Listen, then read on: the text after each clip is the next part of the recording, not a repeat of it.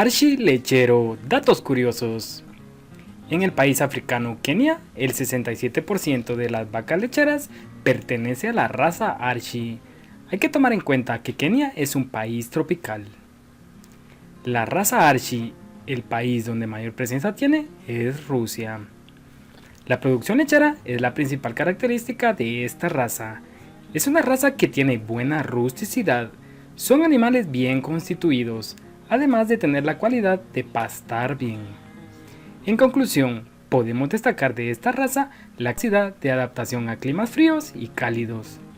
En este video te mostramos ejemplares de Archi la gaviota, ubicada en Colombia. En la descripción del video te dejaremos los datos de contacto.